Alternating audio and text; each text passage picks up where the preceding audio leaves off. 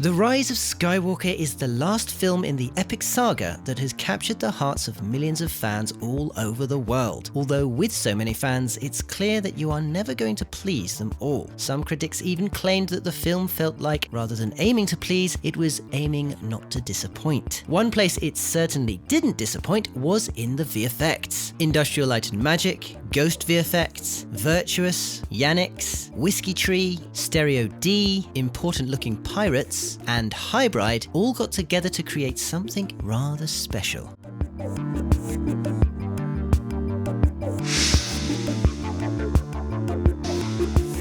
Hybride provided 323 shots, and their work was mainly focused on Planet Kijimi. The streets of Kijimi were filmed on a large set built in the Pinewood Studios backlot.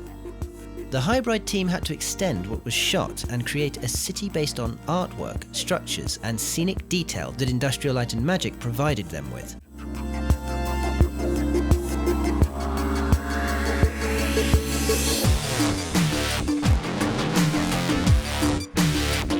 In the C-3PO deconstruction scene, Hybride artists modified the C-3PO CG asset to fit the suit used in the scene.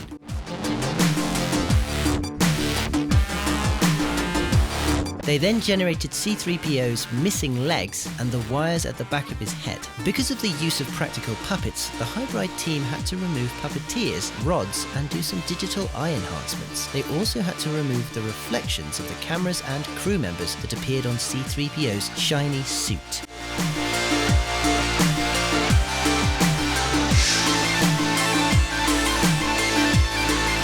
Being Lucasfilm's very own VFX house, it was pretty obvious that Industrial Light and Magic would be doing the majority of the work. After the death of Carrie Fisher in 2016, Lucasfilms found themselves with the awkward task of finishing Leia's story without Carrie Fisher. The director didn't just want a digital version of Leia, he wanted Carrie Fisher, so the team decided to use outtakes from The Force Awakens and The Last Jedi and script the scene according to the footage they had. They then used only the facial element of Carrie, and both costume and hair were digital.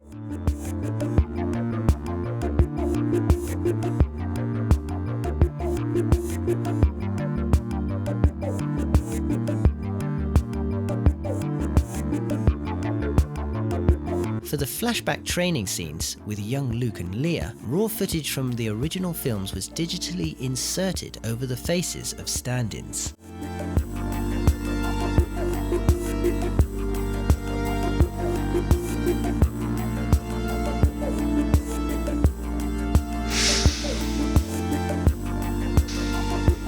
For this scene, Industrial Light and Magic had to develop a new CG water system to allow artists to control and manipulate a huge volume of water.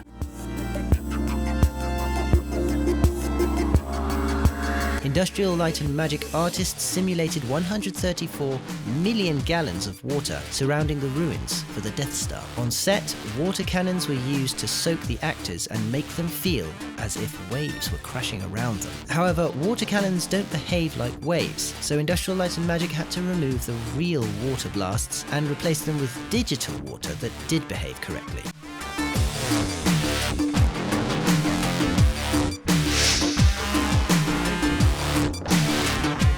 The final battle scene involved the combination of interior set pieces with fully computer-generated exteriors and digital explosions.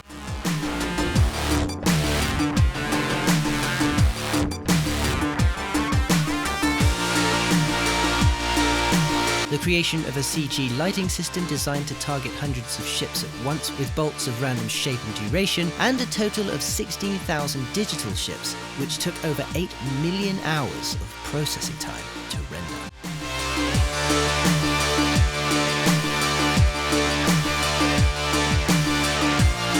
Please give us a like if you enjoyed this video. Don't forget the links to the music used in this video in the video description, and be sure to let us know in the comments, as always, which movie VFX you'd like to see behind next.